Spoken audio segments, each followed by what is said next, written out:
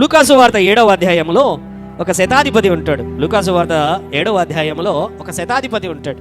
అతని యొక్క దాసుడు అనారోగ్యముతో ఇంటిలో పడి ఉన్నప్పుడు అక్కడ జరుగుతున్న సందర్భము, అతను యూదులకు సహాయం చేసేటువంటి వాడు. యూదులందరూ కలుసుకొని అతని యొక్క దాసుడు అనారోగ్యంతో ఉన్నాడని తెలుసుకొని ఆ శతాధిపతి ఏం చేశాడంటే, యేసు అనేటువంటి వ్యక్తి వచ్చాడంట, ఆయన ముడితే బాగుపడతాడంట అనేటువంటి ఉద్దేశంతో ఆ శతాధిపతి ఒక రోమన్ అఫీషియల్, గవర్నమెంట్ అఫీషియల్, లేకపోతే చెప్పాలనంటే ఒక సిఐ పొజిషన్లో, ఒక ఎస్పీ పొజిషన్లో ఉన్న వ్యక్తి అతను. సెంచూరియన్ అంటే ఆయన కింద చాలామంది పోలీసు వాళ్ళు ఉంటారు, ఆర్మీ ఉంటుంది. ఆయన ఇంటిలో ఒక దాసుడు అనారోగ్యంతో ఉంటే యేసయ్యను పంపి యేసయ్య కొరకు కబురు పెడతాడు.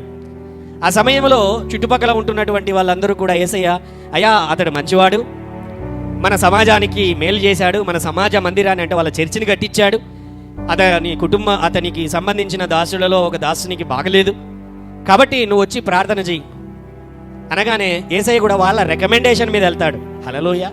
వాళ్ళందరూ రిక్వెస్ట్ చేస్తే వెళ్తాడు. వెళ్ళేటువంటి సమయంలోనే ఆయన వస్తాడనమాట. వచ్చి ఏంటి అని అంటే గమనించండి, మధ్యలోనే ఆపి ఆయన వస్తున్నాడని విని ఏం చేస్తున్నాడంటే, ఆయన మనసులో ఒక ఆలోచన ఉంది ఆయనకి. ఏంటి అని అంటే బాగా గమనించండి, నేను అర్హుణ్ణి కాదు మా ఇంటిలోనికి ఆయన అడుగు పెట్టడానికి. ఎందుకంటే యూదులు అన్యులలాగా చూసేవాళ్ళు రోమియోలను, వాళ్ళను ముట్టేవాళ్ళు కాదు. యూదుల దృష్టిలో రోమియోలు అనేటువంటి వారు అంటరాని వారు, తక్కువ జాతి వారు, వారితో కలిసి భోజనం చేయకూడదు, వారిని దూరం పెట్టాలి. హల్లెలూయా. అటువంటి పరిస్థితి అక్కడ ఉండేది ఆ దినాలలో. కాబట్టి ఇప్పుడు యేసయ్యనే నేను వస్తాను అనేసరికి అతనేమంటున్నాడంటే, ఆ శతాధిపతి వచ్చి ఆయన దగ్గరికి వచ్చి, అయ్యా నా ఇంటిలోనికి రావడానికి నేను అర్హుడను కాదు. మనసు చెబుతా ఉంది అర్హుడను కాదు నేను. అయితే నువ్వు ఒక్క మాట చెప్పు,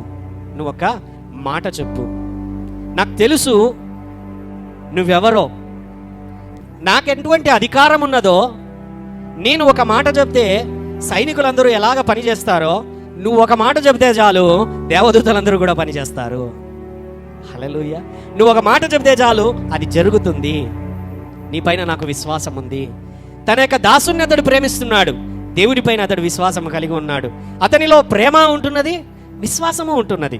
బాగా గమనించండి, మన జీవితములలో దేవునిపైన ప్రేమ ఉండాలి, మన తోటి వారిపైన మనకు ప్రేమ ఉండాలి, దేవునిపైన విశ్వాసము మనకు ఉండాలి. ఎప్పుడైతే ఇటువంటి పరిస్థితి మన జీవితములలో కనబడుతుంటుందో బాగా గమనించండి, దేవుడే అద్భుత కార్యములను జరిగించేవాడు. హల్లెలూయా.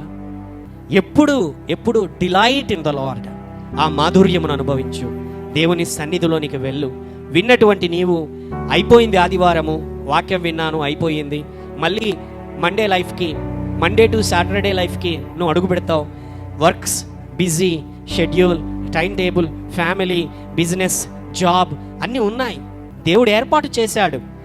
వాటికి తగిన ప్రాధాన్యత ఉన్నది. అయితే దేవునుడు మొదటి ప్రాధాన్యత.